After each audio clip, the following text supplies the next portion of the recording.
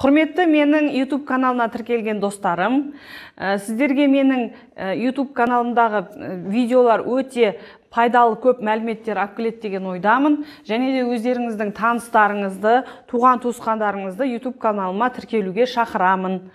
Бүгінгі қазір біздің талқылайтын тақырыбымыз босанғаннан кейін келіншектердің күйзеліске түсуі. Жалпы өте жиі кездеседі. Өздеріңіз білесіздер, босанған әйелдің 80-90% қазіргі уақытта, яғни қазіргі елімізде статистика жөнінде мәлімет бар, 80-90% әйел күйзеліске ұшырайды. Ол не себепті? Ол жалпы физиологиялық жағдай.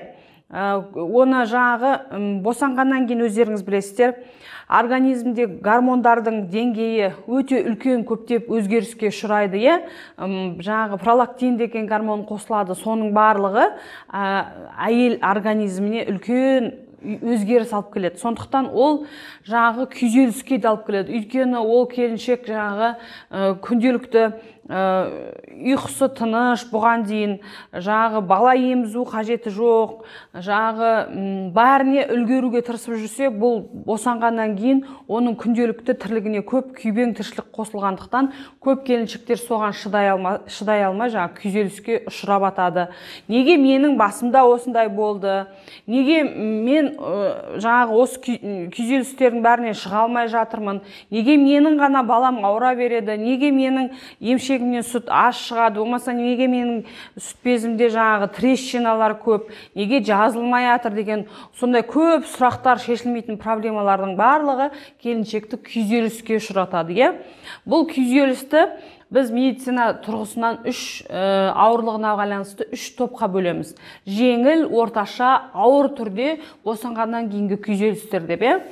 Жеңіл, орташа түрін келіншек өзі үйде жүріп, туған-туысқандары байқайды күйзеліске түскен келіншектің.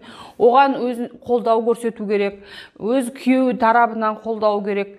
Және әке-шешесі, тума-туыстары жаңағы қолдау көрсетіп, келіншекті жаңағы осы күйзелістен жалғыз өзі емес, бірігіп шығуға көмектесу керек. Ол қалай?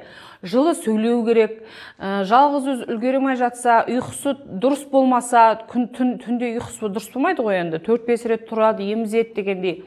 Сол кезде қолдау көрсетіп, күндіз 1-2 сағат баланы қарап, келіншекке ұйықтауға уақыт беріп жатса, таза ауаға шығуға уақыт бөліп жатса, уақытылы тамағын ішіп жатса, сол кезде бұл келіншек осы жағдайдан жеңіл өтіп кетеді. Ал ауыр түрде де күйзелістерге түсіп жатқан келіншектер болады. Ондай жағдайда міндетті түрде бұл келіншекте психологтың кеңесі керек. Және де кей кездерде менің тәжірибемде болып жатады. Бұндай келіншектерді психиатрдың да көмегімен жаңағы күйзелістен шығаратын да жағдайлар болып жатады. Сондықтан ондай ауыр күйзеліске түспес үшін, жаңағы күйзелісті жеңілдету үшін келіншектер, сіздерге айтарым, көп келіншектер керісінше маған приемға келіп, өздерінің сол кездегі баланы босанғандағы күйзелістерінің жағдайын күліп еске алатын жағдайға жетеді. Жетіп жатамыз, Аллаға шүкір. Сондықтан айтайын деген, бұның барлығы уақытша, бұның барлығы сіздің өміріңізде ең қайталмайтын сәттер қайталанбайтын. Сіздің балаңызды бөпе кезі, сіздің оған көп уақыт бөлетін кезіңіз, осының барлығын жақсы жағын ғана ойлаңыз. Бұның бәрі уақытша, менің балам үлкен бала болып өседі, менде барлығы жақсы болып кетеді, мен бәріне үлгеремін, менің денсаулығымды нығайтамын, менде бәрі дұрыс болады деген жақсы көңіл күйде, жақсы психологиялық оң өзіңізден сондай нұр шашып тұратындай жақсы сәттерді еске алып, осындай кезде солай өтіп кеткеніңіз дұрыс. Көп жақсы музыкалар тыңдаңыз, өзіңізді тыныштандыратын, балаңыз жайлы оқитын музыкалар тыңдаңыз.